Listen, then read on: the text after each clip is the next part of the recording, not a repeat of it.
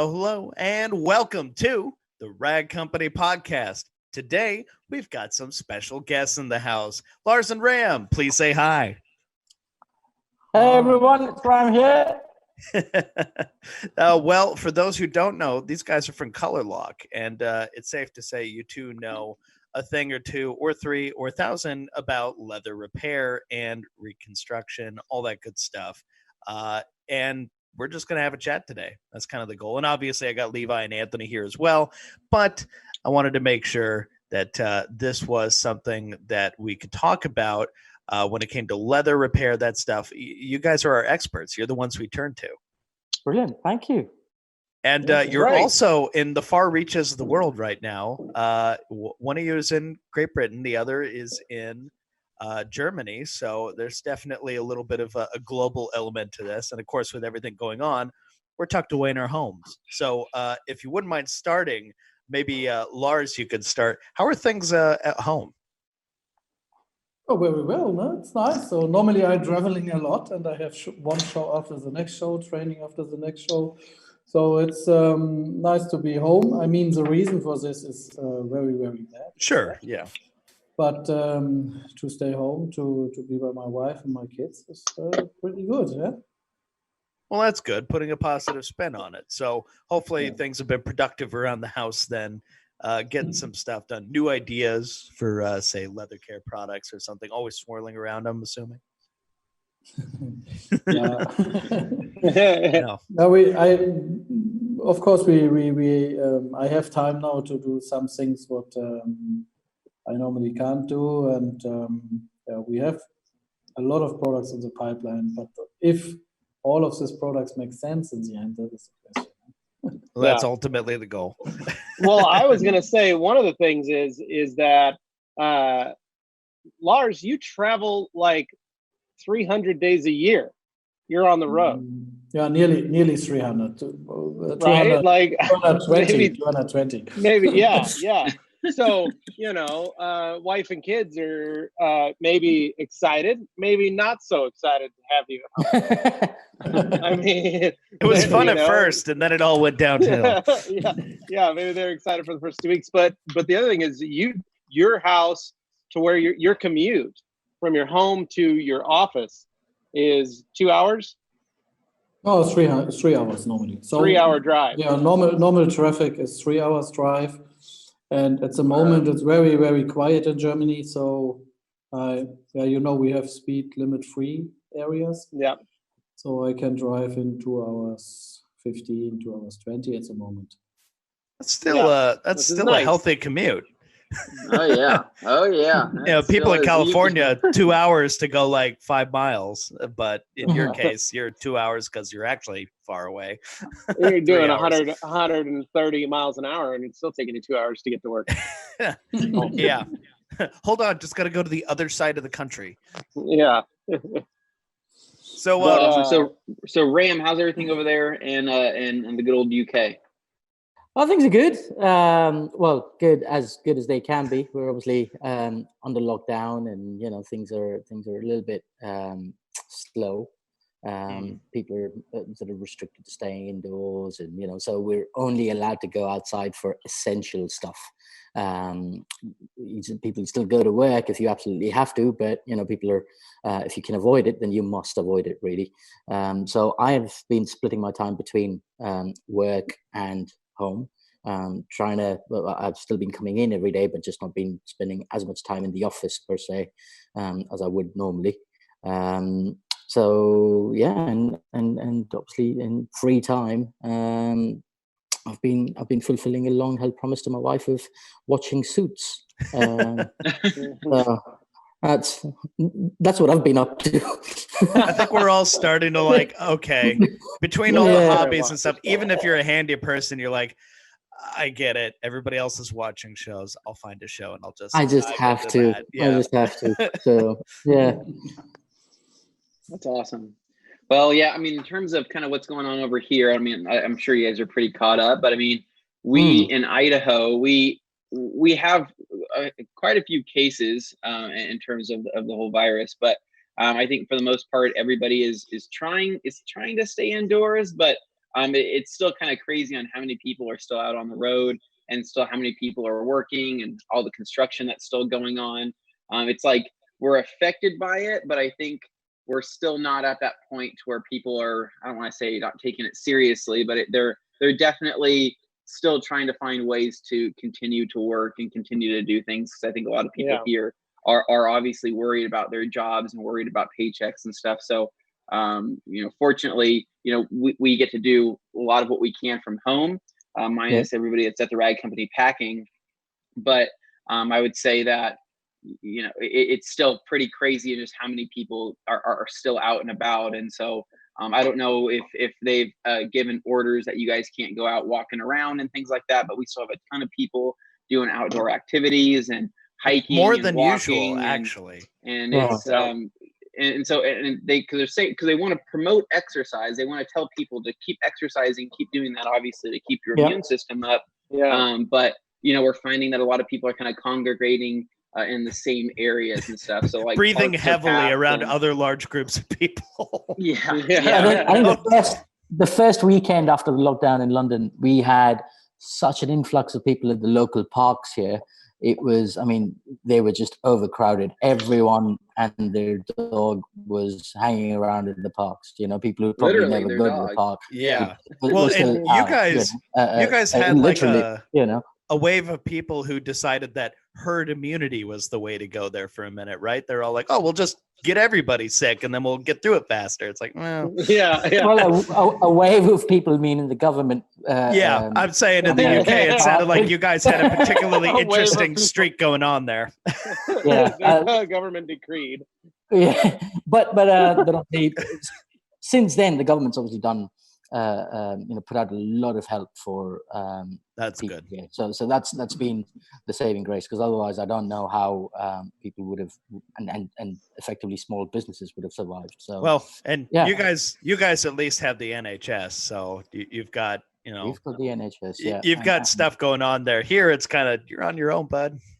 Yeah. So I can completely understand, and the NHS is really flying the flag at the moment. A lot of people are helping out. We like every Thursday evenings at 8 p.m. we go outside, and we everyone sort of steps outside their house and claps for about a couple of minutes as a thank you to the workers at the NHS. That's really nice.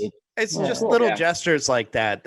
I know that goes a long way for a lot of people. Just some element of appreciation, because they're going through a lot.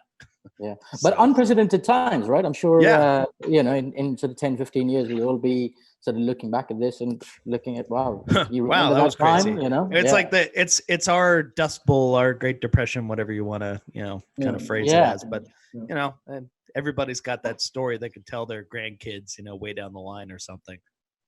Definitely. So in Germany, it's the situation more or less the same like in UK. We started a little bit earlier than UK with the lockdown. So UK needs a bit more time to do this, but we don't lock everything down. So it's still supermarkets is open and hardware market is open, and all restaurants are closed, and it's just allowed to pick up food. Okay, so the carry-out's still allowed. Okay. And you have to, it's also not allowed 50 meters, or you have to be 50 meters or more far away from the restaurant to eat it outside. So not anywhere on the property, really. Not on the property, They especially did this, I think, so for McDonald's, because, the people go to the drive-in or drive-through, you say in the US, and pick up the food and go to the parking spot, and then they meet there for a group, and the spring is coming, so it's coming a little bit also. So they don't want this, that they want to make it uncomfortable to eat outside. They don't want that liability of people got sick on the premises and now it's our fault somehow. Buy McDonald's and eat it at KFC, basically. And then it's just allowed to be 2 person together, and in some supermarkets you have to take a card for the social distance, to ensure that you have distance to the next person, even if you buy just one can of soda or something like this. They want you to take a card just to I a lot of places around here, I'm wondering if they do it over there too, where a lot of the shopping centers for groceries and things created special senior hours where elderly folks could go in and they wouldn't have to worry about being around crowds of younger people who may be able to carry it but aren't as affected by it, whereas older folks would definitely have a harder time if they got it, where they set up those hours for them. Yeah, they'd set that up initially. I think the whole toilet roll fiasco was going on, where people were just jumping in to sort of literally hoard, as much as they could get their hands on. I don't know if they're still doing it here or not, but the supermarkets, definitely everyone seemed to have calmed down a little bit now. Everyone knows that they'll be able to, you can walk into the supermarket at any time and you'll still be able to get what you need. Yeah. How about you, Lars? Yeah, that's we don't have this kind of areas, but okay. what is coming more and more is that the people say, so if you have a neighbor who is 60 plus, ask him if you can buy something for him. Yeah, so if you can help them out. Yeah. Can you help him out? And that is what's going on here, a lot of things. And don't bring your kids to the grandma. Look for a different solution, and that is what the people do here. So we don't have special areas. We try that the older people can stay home, and that the younger people have to care for them, go shopping, and bring what they need. But Germany has the best ratio of testing people. Like the number of tests that you've carried out in Germany is by far the largest in any country in Europe, I think, right? You've tested close to 500,000, 600,000 people, I think.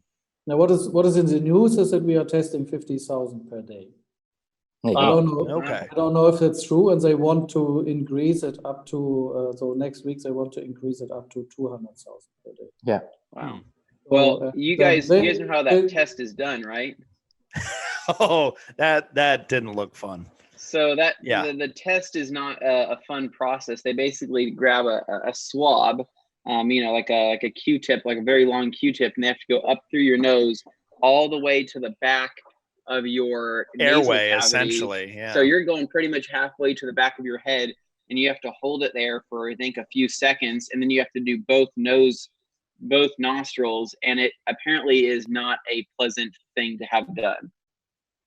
I mean, I try not to tickle my brain too often, but yeah, and so I'm sitting there. I'm like, if that test isn't enough to keep you home, then I don't know what is, man. I don't really like having things going up my nose like that.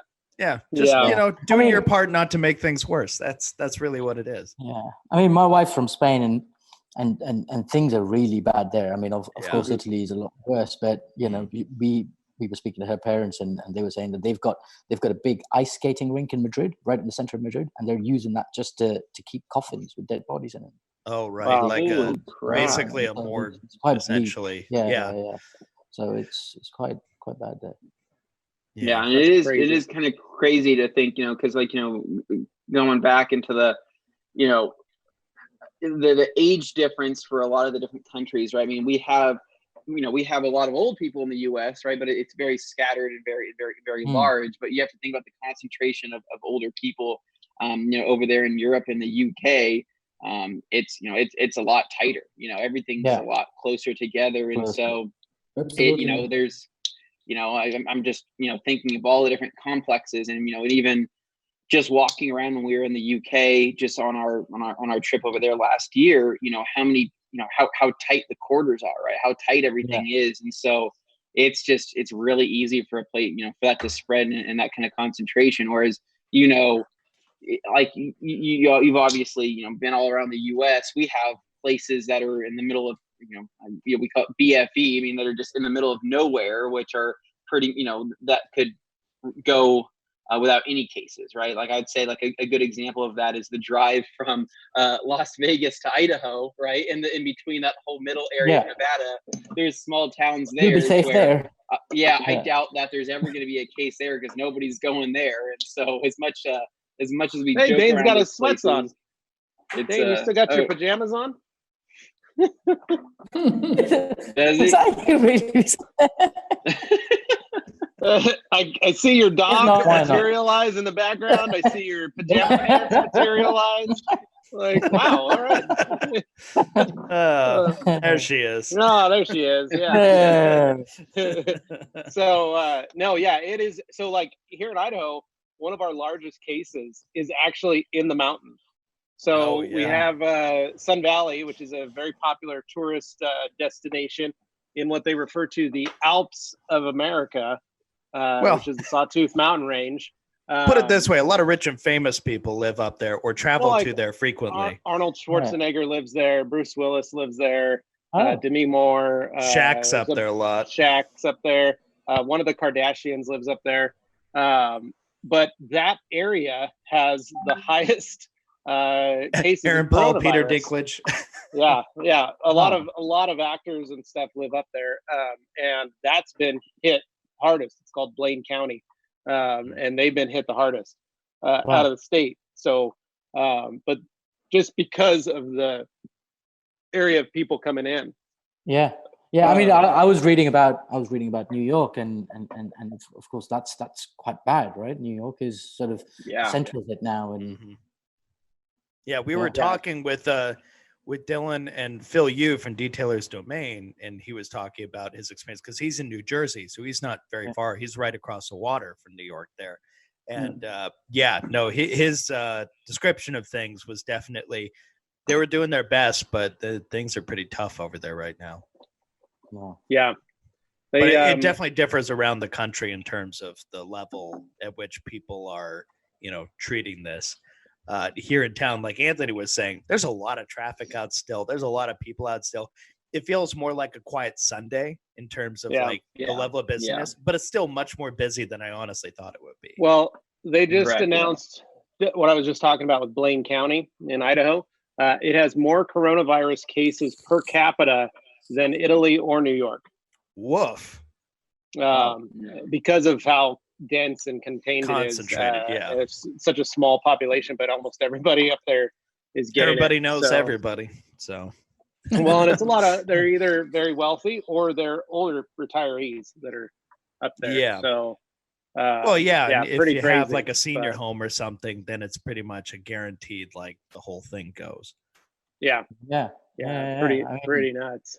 So it's hard to see the end of it right now, but hopefully this will all be over. I mean, in this countries where we are from now, we still have the opportunity or the option to follow our jobs and to do our work. No? But guys, I have a lot of distributors across the world, and when I talk to Vietnam, or Malaysia, Slovenia, the old Yugoslavian area, Italy, Spain, all these countries, or India, all these countries are locked down completely. So I have a lot of distributors that is forbidden to do business.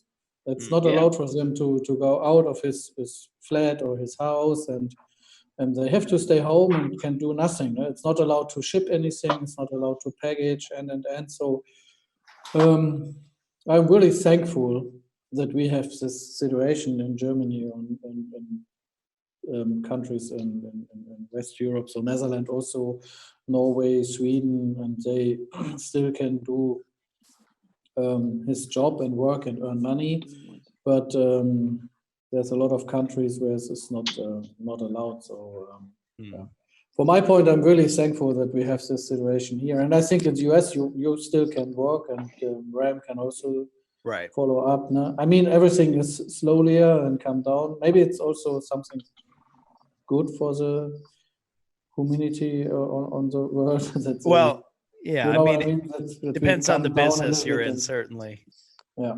I mean, in our case, we sell cleaning products, so those are obviously in demand right now, as they are most any time. It's a fairly stable industry as far as a lot of things are concerned. But it definitely. This is our way of getting back into detailing after spending a fair amount of time talking about the situation around the world. But I know some people, we should talk about it, but I know there's a lot of people out there who are like, I thought you guys were going to talk about detailing. It's like, we'll get there, I promise. But I really wanted to hear perspectives from around the world first.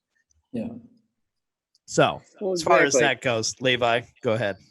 I was just going to say, so we just did for those of you that are listening to this, if you haven't gone to the Letters and Tourum page, on YouTube, right? Did I say that right? Yeah. Okay. You said YouTube, right? Yeah, on YouTube. Go subscribe to that.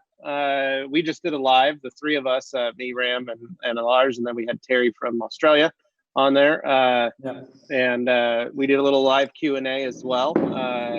So check that out, and you can see. It was neat because you guys have a totally different, more of an international network than we do, even. And so it was neat to see lots of detailers from all over the world were chiming in, talking about certain things and how they're handling things. But one thing that we did discuss mostly was the fact that folks need to be cleaning their vehicles, period. Just like they're cleaning their house, they're wiping down their door handles, they're taking care of their own personal touch points, they're washing their hands. They need to be using products that, even if it's Colourlock mild leather cleaner, just as long as you're cleaning and wiping an area, that helps a lot. And then Absolutely, in Germany, Lars was saying in Germany, every order that is going out, if you buy something from their web store, they're also offering, what is the product? We sent a hygiene cleaner. So that is the hygiene cleaner is a product what is a disinfectant. Disinfectant. Thank you. I have problems with this English word. So it's disinfected the surfaces. This is also certified by the government. So it really works. So 90 to 95%. But it is on the same way gentle to all these surfaces, what is not very well or not with good handling solvents, Yeah. So when you wipe always 3-4 times a day on your leather steering wheel with a IPA or with a ethanol solvent to reduce the bacteria and the virus, you will remove also the clear coat on the long term and the color, and you will make a damage for sure. So this product helps to reduce bacteria and virus on the surface and is gentle on the same time to the surface. So that makes sense, and it has also a cleaning effect. I mean, the mild or strong leather cleaner cleans better. Yeah. When we talk about dirt, yeah. But about this this low acid pH from round about 3, it kills also virus and kill it in, yeah. And what we did, what we say, okay, we can't, we are not a so big company. We have around about 50 employees, so we are not like we are not a stock mark huge company who do 1 billion per year. So we are a small company with 50, but we want to do something also for our people here in Germany. What we did is that we put in every cart when you go in our shop is 1 bottle for free. Yeah. So just trying to help out your customers and give back. So yeah. I think that's pretty rad. Yeah. Well, I think this kind of opens up the topic, since we're obviously talking about this. So because a lot of other people are concerned about other areas of their car, the Lysol wipes and things like that, like the door pulls, the plastic. So what would be your opinion on, not, other than wiping down leather and wiping down like your armrest and things like that, like what about plastics and things like that with using like an alcohol-based wipe or anything? What kind of harm would that do over time? And could that be mitigated by maybe wiping down that surface and disinfecting it and then following up with an actual conditioner or some type of dressing for that area that you're touching and pulling? Yeah, I think that's exactly what we would suggest, is that you clean it, with a mild or a strong leather cleaner, depending on how dirty it is. Quite likely just a mild leather cleaner and a brush or even cloth. Yeah. And then, once you've done that, just use the disinfectant product, called the hygiene cleaner, to just make sure that it's completely disinfected. That is going to be your best course of action to make sure that you've done enough to keep the area germ-free and clean. Yeah, and that's kind of that's pretty much what we told people, because a lot of people have been asking, what's this going to do to my plastics over time? What's this going to be doing? Like, not that should be your biggest concern, right? But that's how people think that are obviously well and still in good health. They're thinking, well, I don't want to ruin my my nice interior. And I've just kind of been following up with saying, well, you disinfect it, but then follow up with a good microfiber towel and follow up with your favorite dressing or whatever you'd want to use. And you would essentially remove, whatever of, that alcohol that would still be on the surface. If that was a big concern, I think that would remove that while still keeping the same effects of killing that virus or bacteria that's on those things. Yeah. So I mean, what's the most what we hear very often is what the people misunderstand a little bit is because they always want to use a strong alcohol, so IPA or ethanol, and clean with this. But when you listen to all the experts about your hands, they say don't use a hand disinfection product. Wash your hands proper. Yeah. And because soap is a very, very good killer of bacteria and viruses. What I did, the hygiene cleaner, we want to show the people how it works, or that it has effect. So we have a machine what calls Lumitester. Mm-hmm. In the lab, normally we check our liquid with the Lumitester, how many bacteria is inside, and did we need a bios, a product who keep it fresh, the water inside, So German word is biocide, so biocide. Biocide. A biocide. So how many biocide we need for this product? So that is normally what we test with the Lumitester. And the Lumitester will show you, but you can also test the surface, how many bacteria and virus, or how many organic stuff is on the surface. That is what the Lumitester tests, yeah? So what I did with this Lumitester is, of course, I test the steering wheel, and then I clean it with a hygiene cleaner, I test it again, and then I can show, okay, it's 90 or over 90% less bacteria or organic things on the surface. But what I also did, just for me to understand a bit better, was I testing my hand, yeah? Yeah. And so to give you idea of the range of the numbers, so it's testing RLU, so reality lumens units. I think so, the English correct version.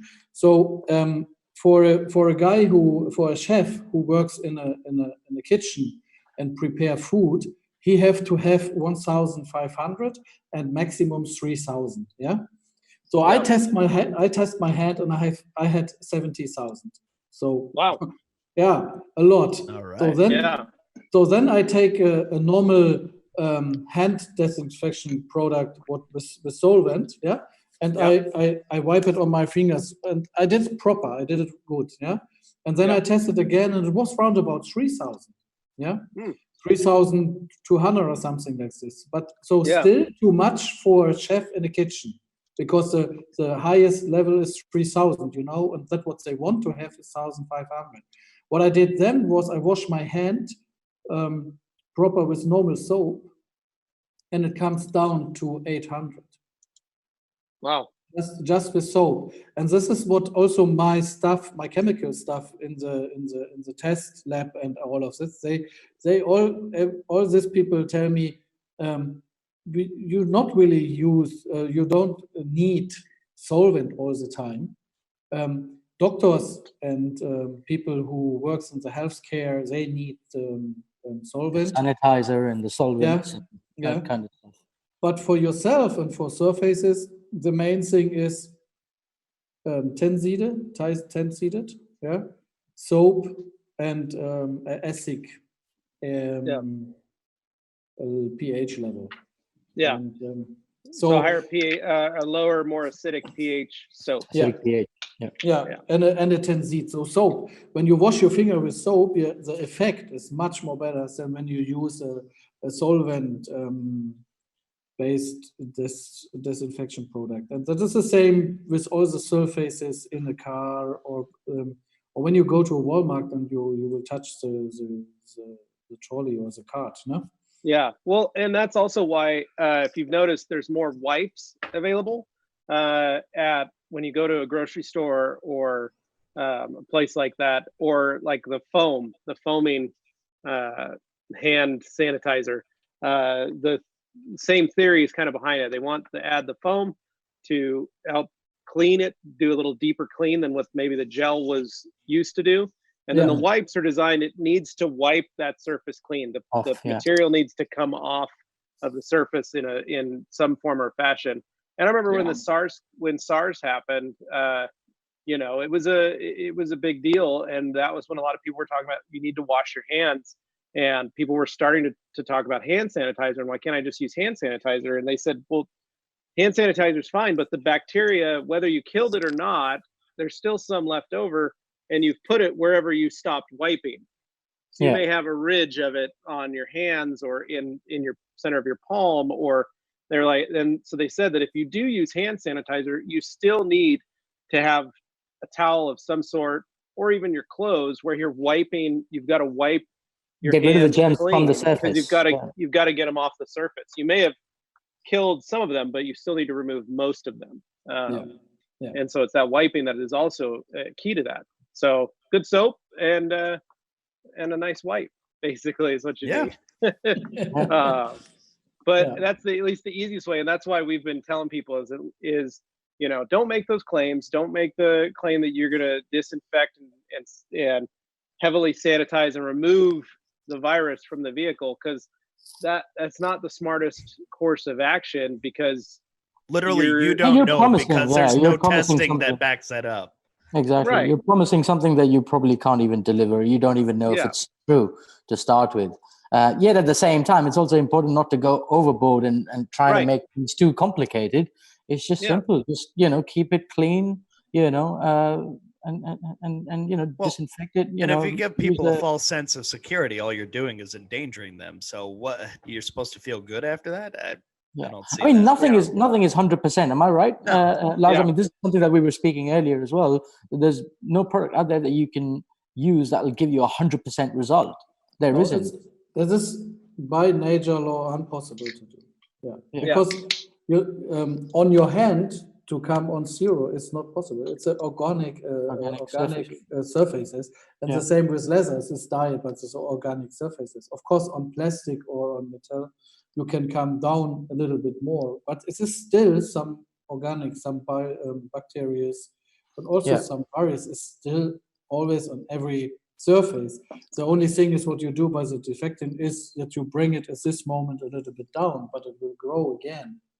So just frequent wiping, frequent protecting of those surfaces, you know, is the best you can do for that situation. I told the you know, I talked about this our last podcast was, I said, you know, I detailed a car for a friend who that's his service vehicle. He's still open because he has a tire shop, and he's open because he has to. People need to get their cars fixed and things like that. But he was like, this vehicle delivers people to, you know, back to their home or to their work or wherever that we need them to. He goes, so I just need to make sure that it's clean. I don't need it to make sure that it's completely, you know, 100% sterile. He's like, I just need it clean.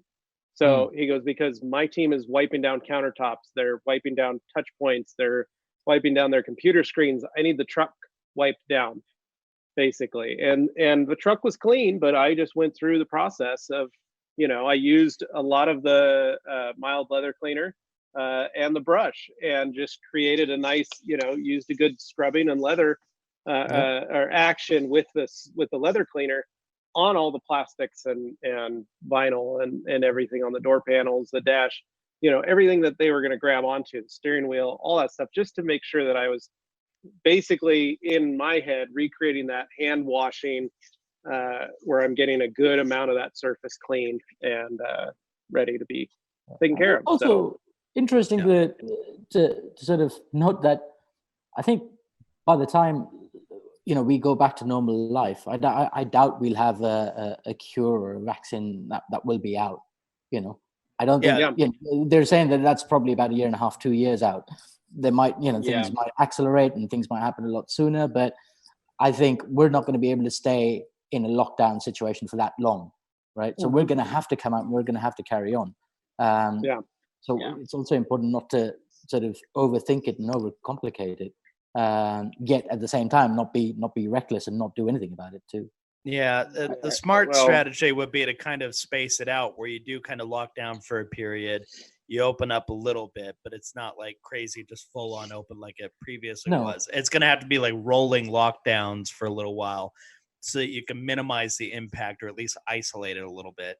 And that's really the best, is at least if you know where it's happening, where it's going and stuff, then it's easier to combat it. But without that, then it's just pretty much free for all again. And it's going to continue to happen until the vaccine is there. So, well, the weirdest part, I think, of all of this, right, is that, coming out of winter, right, everybody expects that, sickness is a thing for winter, right? Everybody's getting sick in the wintertime with one thing or another, right? And coming out of that and going into summer, knowing that this is going to stick around as it has in the Southern Hemisphere, where they're now just going into winter, that's probably one of the craziest parts, right? Is, because you don't think sickness during the warmer summer months. You don't think of, being sick or staying indoors on any of that. So it's kind of just a strange thing to know that we are like in this for the long run.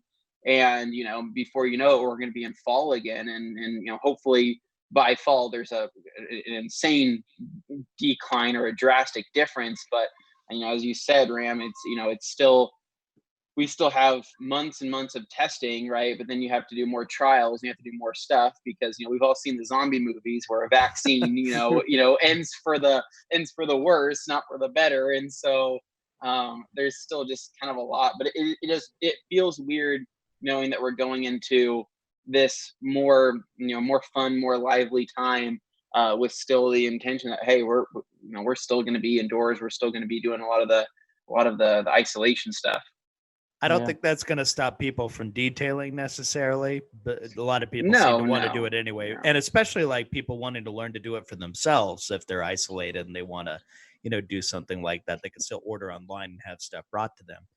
And that's what we're kind of seeing at the rag company is, I when I was talking with some of the downstairs packers that were, were getting things, packed away, they were, because they kind of, had that uncertainty, like, oh, is it going to be busy? Is it going to be slow?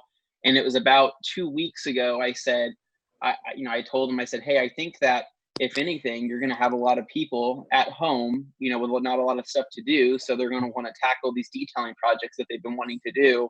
And go figure, I mean, we're pretty busy, with all the stuff that's going out. And what we're seeing is not necessarily shop orders, like not the normal bulk amount of orders like we would normally see like that, but a lot of more home enthusiast orders is what we're seeing. And you can tell that just by looking at the packing table and say, oh, that's going to let's just say a follower of Matt of the Obsessed Garage, or that's going to a guy that maybe just watched this video and is wanting to tackle this project. So it is interesting to see that jump up. But and it was funny, Anthony and I went in and actually did these orders, packed these orders.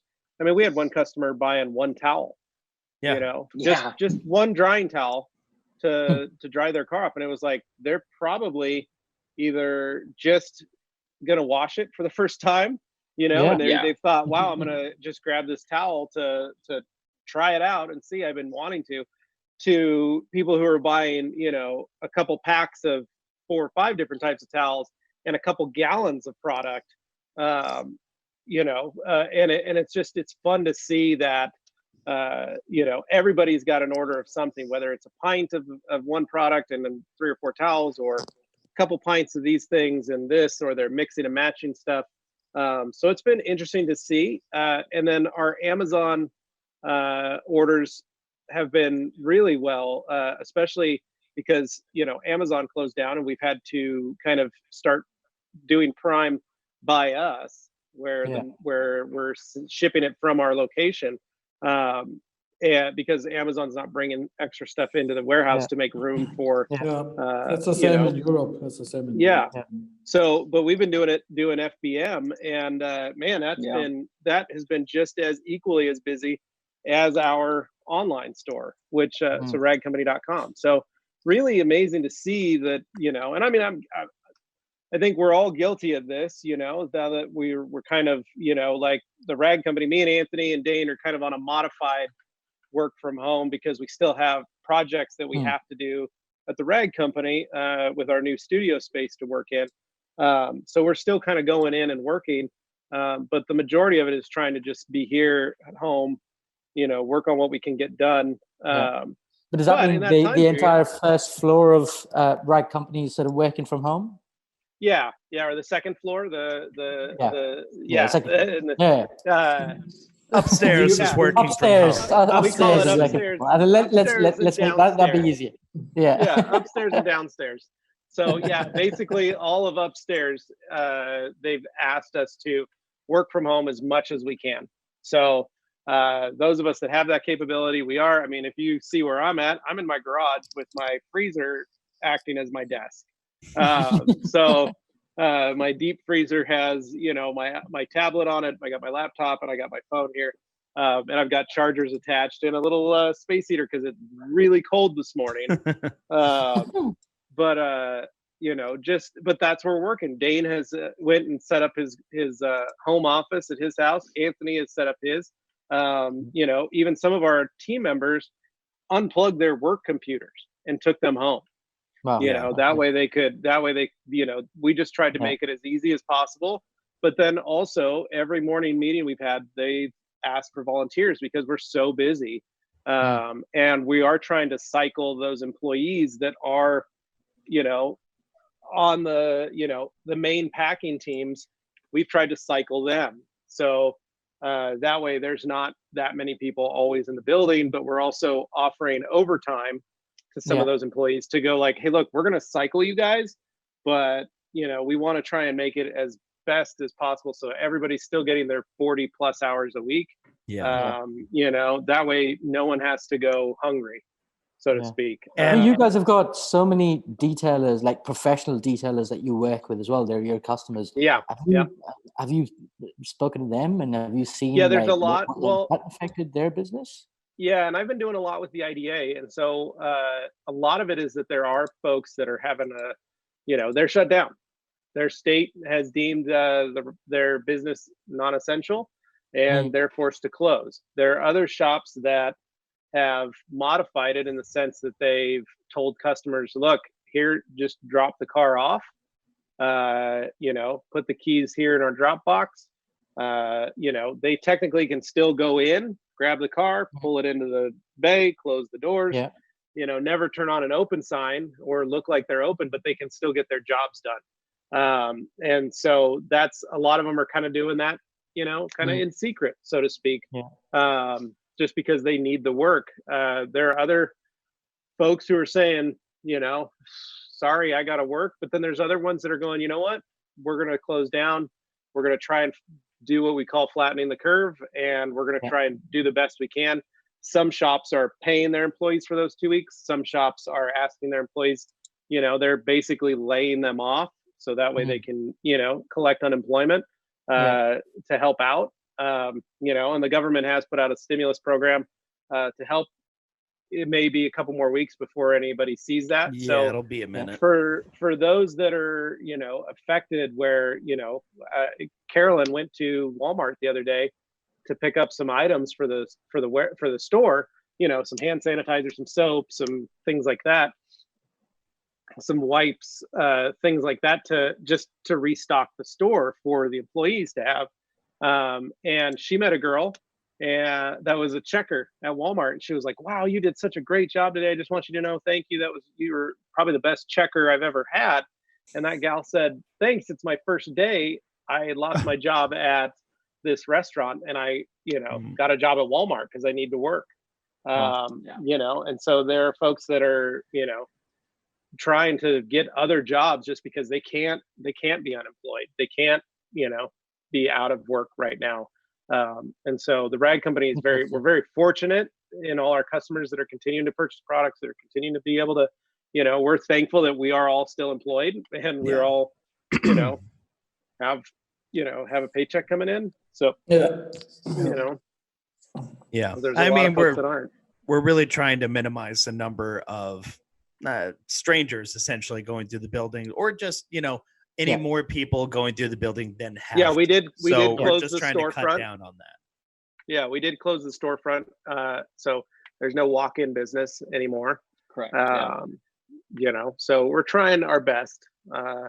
So what are you guys doing, Ramp? Because you guys still you have a little storefront, don't you? Yeah, we have a building? storefront, but we've done the same. We've closed the storefront. We've stopped. We were saying we're closed for walk-ins. If anyone wants to bring their car in, again, we're saying no, we're not doing any of that stuff. But people are more than welcome to place orders online. They can mail stuff into us. We'll do that.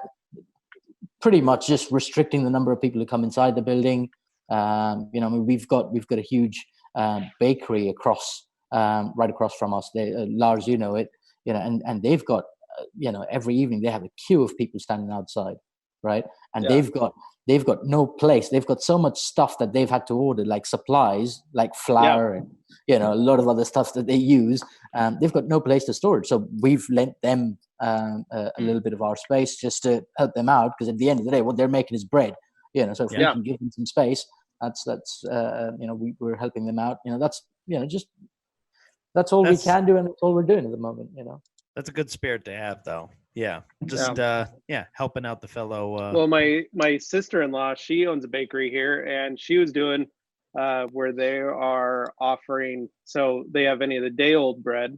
They have their rack. So any of the fresh bread they're selling, and then any of the day-old bread they're giving away. They're just literally saying, take an extra loaf for yourself of the day-old, freeze it, or give it to someone who may need it. So basically, buy a loaf, take a loaf, and she brought us some butter.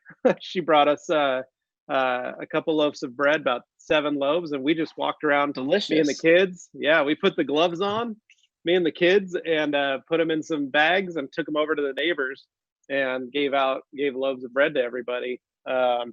Just to try and be neighborly and help out, and tried to hold I put the gloves on, put them wipe the bags down, everything, and then kind of opened the bag and presented it to the person to pull that loaf of the wrapped loaf out. But it was something that my kids got to see and do. It was kind of a unique experience. But I like seeing all the communities working together nowadays. Like, I think that's probably my favorite. I think that's the favorite spirit thing is about there this, across across the world. Okay, so what we did is also everybody who can work from home has to work from home, but we already have employees who has anyhow a home office also before the crisis. So they come normally every second week on a Wednesday to meet everybody. So we stopped this. And also all the people who just visit us, all our customers who come daily to us, we stopped this also. So it's just the employees is allowed to come in. And then Lederzentrum is owned by 2 people. So Matthias and we share the week, that we are not on the same day in the company, mostly in the building, on the same day. So next week, for example, I go Monday, he go Tuesday, I will go Wednesday, and he is Thursday or something like this. Friday is off. It's a bank holiday here. And so we share the week a little bit like this. And also in the production, we looked at, we get a little bit more space, like you guys do this. No? So we don't have separate buildings, but we have the training area is not used at the moment. So we do no training, of course, at the moment. So we have also people who do labeling and all of this kind of stuff. We say, okay, go in the training area, and that everybody has a bit more space, and everybody who feels a bit sick and will come to the job normally, because he's not so sick that he say, I have to stay home. We say at the moment, when you don't feel very well, take 1-2 days off, no problem.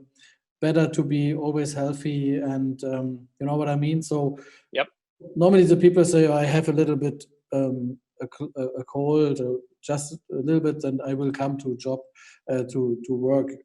But today we say it's better to stay home, and don't come to work.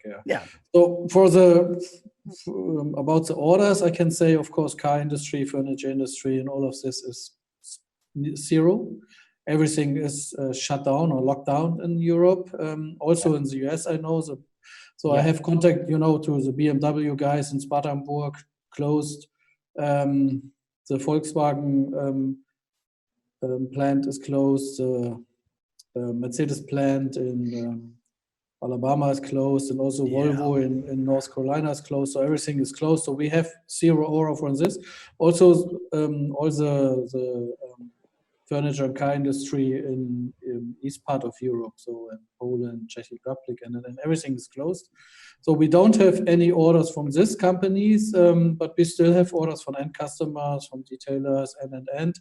And the detailer business works more or less well in Europe still. So the people still have work to do, and we have also a lot of customer I spoke to. They say, "Oh, I have also a lot of old stuff, what I stock the last 1.5 or 2 years, and I never had time to do this. Now I will do this." Yeah, so I can clean up my shop. I can do this, all this.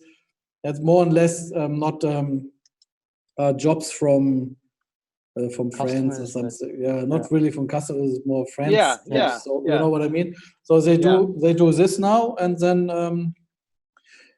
the small business. So we have also customers with the leather dealers.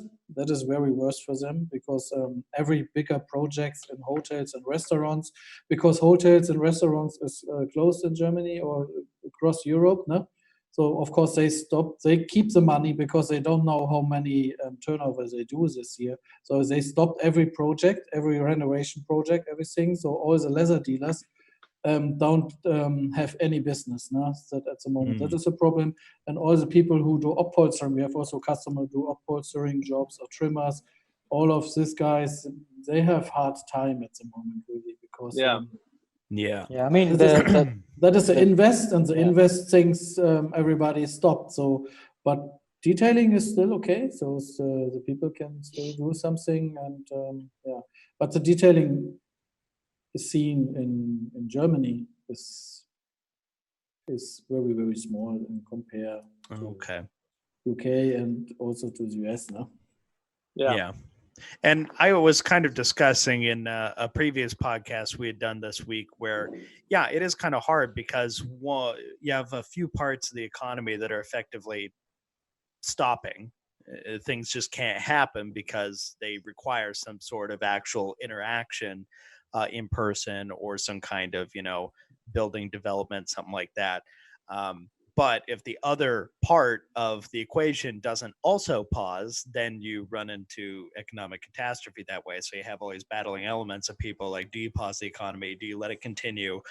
Do you allow businesses to go on? But you're also taking into account that you're affecting human lives by making those kinds of decisions. So it is a difficult balance that everybody's trying to face, especially those in charge. But it is something where there has to be something done, where there has to be, like rent freezes, mortgage freezes, stuff like that. Because even if you're not, selling any product, there's still going to be, something you bills owe are still coming due. The bills are still going to come. They're still going to happen unless there's some kind of moratorium put in place. So I just didn't know if you guys had heard anything in your countries about anything like that being discussed or going on, or if it's just kind of hope for the best and things will continue as normal until they're unsustainable. No, not at all. I think, well, in the UK, the government has basically offered to pay up to 80%. That's right. Yeah, the UK did salaries, that. Right, that's with a threshold of £2,500 per month. So that's for employees, and for self-employed people. I think that same thing would apply as long as they can fulfill some criteria, i.e., like they've had to be in business for a certain number of years. So there are some very small businesses or detailers or people who've just started in the last 2 years who are suffering as a consequence of that, because they don't fulfill the criteria to be able to claim all of that stuff. But in the main, I think the government is doing a lot to support small businesses. Of course, they've got tie-ups with banks who have to put out grants for a lot of the businesses. But again, it's the issue at this point is just being able, how much of that money is actually getting into the hands of the people who really need it, and how quickly can they get it to them? That's the biggest challenge, which I think is the same in the US as well, right? Yeah, the reality is if money gets into the hands of folks who are actually most likely to spend it, that's where the engine that's the fuel that runs the economy, really. So you need that money flowing through there in order to keep things going at what people would consider to be some semblance of normal. Well, and like we said, right now, the only thing that is really affected and shut down are restaurants and bars. Right. But those buildings all still have rent due, and they've been shut down for 2 weeks now. And if they're going to be shut down for another 2 weeks, there's 1 month where there's been no income. And anybody who's been around the restaurant business or any kind of like live venue, any of that stuff, everybody knows the bills are already kind of a headache whenever they come around. It's already kind of a tough industry to begin with. You put this on top of it, it's automatic just recipe for. I mean, me and Lars were speaking about SEMA. I mean, I know it's still a while away, and there's lots of other shows that happen during the year. But sure, what would happen? Will they restrict the number of people? Even let's say it does go ahead. Will they restrict the number of people who can be in a particular hall at any given time? Get ready for the world's largest Zoom call. Well, welcome to the show, guys. We're going to have this one guy with a camera walk you around and show you all the exhibits. That's it. But they keep sending emails. So for SEMA, they keep saying, hey, booth deposits were to be put in by the 31st of March, and that way we can get our picks. So we'll probably get our booth selections here within the next 3 weeks or so. But they have stated that, like, as of right now, show is still scheduled to go on. But if it gets to a point where they do have to cancel it, they're literally saying like, hey, we'll refund your money. So for the companies that maybe are struggling, that didn't, they probably didn't put in their SEMA money because they needed to use that money. We paid for ours the day of when SEMA was over, that last day, we rented our next booth and put our deposit down, and that was back in November. So we were still okay for that.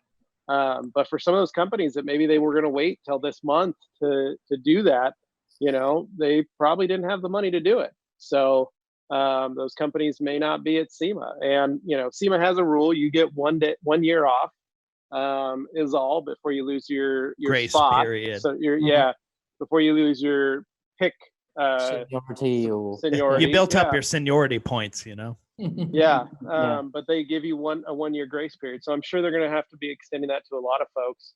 So it'll be interesting to see what all happens. So it's interesting watching people try and find a balance between, okay, I have to weigh the economics of a situation versus, okay, is this just outright irresponsible to allow something like a large event with people crowding to happen? Like Morgan sent an article to us in a text where they said, oh, the Saturday market, Anthony, you saw this.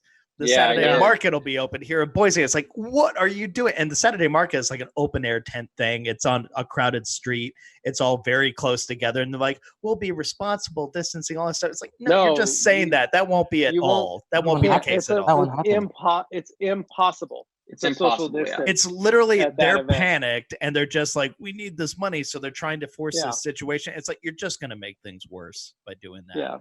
Yeah. It's crazy to see some of that stuff happening, but as things go on, some people do get a little, I don't want to say greedy, but it's desperate. And you set up these situations that are just not a responsible choice. Yeah. So Dane, what time do you want to meet at the Saturday market tomorrow or on Saturday? I will be flying overhead in a helicopter with a loudspeaker, yelling at people and dropping water balloons on them. Go home. The water balloons will be full of some Germex. So there you go. Yeah.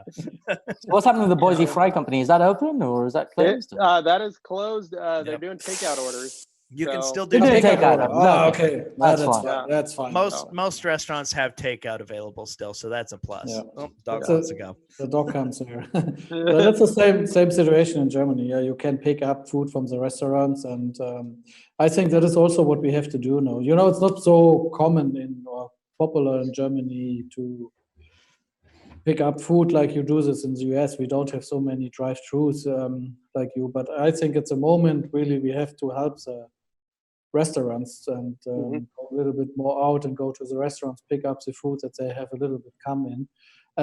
But I can say we have a very thankful situation in Germany. The government really cover up a lot of things. We have a different kind of programs that nobody will falling down completely.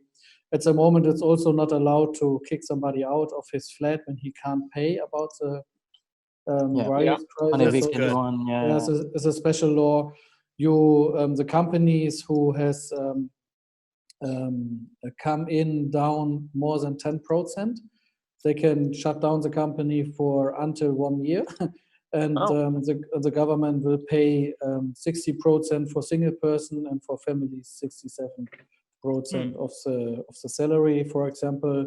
And for example, a teeth doctor, who is who has social contact, of course, with his customer, and is a person who can get very quickly the virus. They can close his business for a few months, and the government will pay the salary. Not too much, so mostly it's a 60 or 67%, and then they get a little bit on top also for rent and something like this. So, but and we have a very well healthcare system. It's very clear that our healthcare companies have to pay everything. When we go to a doctor, we don't have to care for it if we can pay it or not can pay it. It is paid for everybody. So that is also something what feels good, and I think that is also one reason why we do, in compared to other countries, a lot of testing also. Yeah. Sweden, Lars. Sweden has taken a completely different approach. I don't know if you guys know about that. No, Sweden. Speak on that. Everything's open in Sweden. Yeah, everything is open in Sweden. They just ignore. They say we don't want Corona, so we do normal. I was reading an article where they said. Just imagine it doesn't exist. Yeah. I was reading an article where they said, well, someone told the guys in Sweden, like, why are you running this experiment of leaving everything open?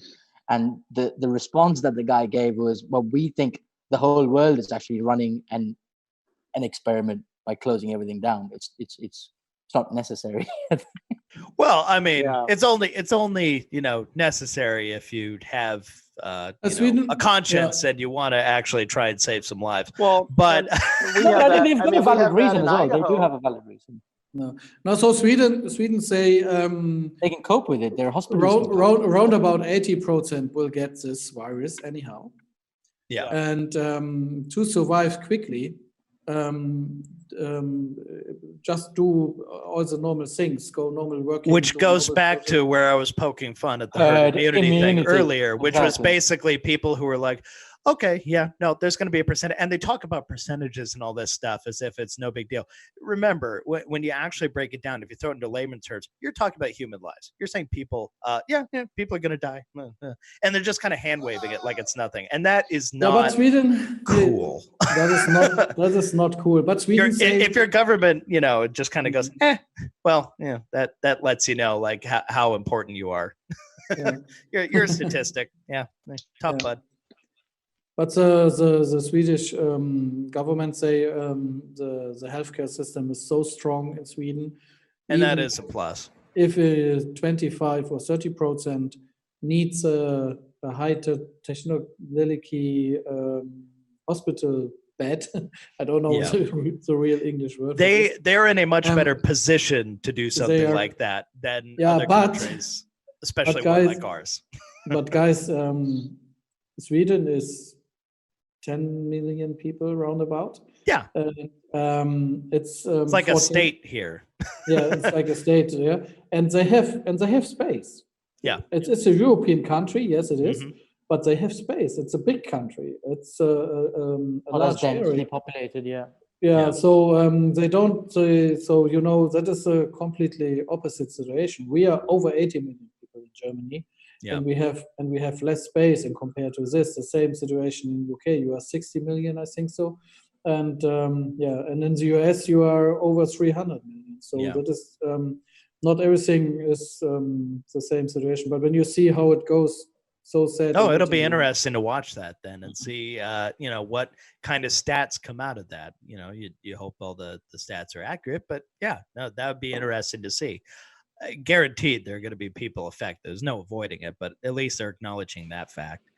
Do you guys think the guy who was wearing the cloak at the first SEMA that we did, remember Mr. Superman? Do you think he's come up with a COVID mask? A specialized probably, COVID mask. Man. That guy was a survivor. If I've seen one, man, he was ready. Wasn't he Italian? I imagine he's using it right now. I would think, but Presto exhaust. Oh man. So hopefully those guys are okay. Hopefully everybody's okay for that matter. But we know, unfortunately, that's not necessarily the case. But, I don't want to be a downer here. I just wanted to talk some reality with people. And obviously, anybody who knows me knows, like, this stuff gets me revved up. I'm interested. I love talking this kind of stuff. So, thank you for indulging a little bit. Well, thank you for indulging us. Thank you for hanging out with us. It's like we said on the live we just did, it's kind of like this is probably going to be a new normal for us. This is going to be kind of how we're going to, for the foreseeable future, going to be conducting business. So we're going to be conducting visits, interviews, all that stuff. So let's try and make the most of it. Let's try and all of us stay healthy and happy and make sure we're checking in with each other and all that kind of stuff. So that's it. When the chips are down, it's very easy to think that this is how things are going to be forever. But we all know that it's going to be a few months at least, if not longer. But it's going to be progressively changing. Things are going to be constantly evolving. So you're not necessarily going to be in the same situation in 3 months from now that you were today. So that it'll change up. It'll be interesting to see what happens. But I just want everybody to stay safe and healthy. That's all. That's all I'm asking. Ram, Lars, anything you want to add before we head out? No, pleasure as always, guys. Good to see you. Just hoping all of you can just stay safe, stay healthy, give our love and regards to everyone else at the Rag Company, and we'll catch up soon. Love to send right back to you guys. Absolutely the same from my side. So subscribe to the Leaders in Tourism YouTube channel. You guys haven't already. I'll include a link in the description below this video here. And then follow Ram. What's your Instagram? The Colourlock guy. Simple. And then Lars, yours is Lars Pickhardt. Yes, that's true. Yep. And then follow Colourlock and on Instagram and Facebook. And if you guys are bored at home, go pick up some products from Colourlock USA. What is it? What's the website? Colourlock.com. Colourlock.com. So the Colourlock official Instagram is Colourlock UK and North America. My personal Instagram is the Colourlock guy. Lars, of course, Lars Pickhardt. Send us emails, send us photos, any questions you have. We'd be more than happy to help. We've got nothing but time. And I'll throw links to all this stuff down below so people can find it easily. All right. So with that said, any last notes before we go, folks? I think we're good. Okay. Well, thank you so much for joining us here, spending a little time. It's been really nice. And I know we didn't talk that much about leather detailing stuff, but you're talking about what's important right now, and you just want to make sure we're all on the same page. We just hung out. That's all we wanted to do. That's right. So, all right, guys. Thank you. It's been fun, and we'll catch you all next time. Adios. Adios.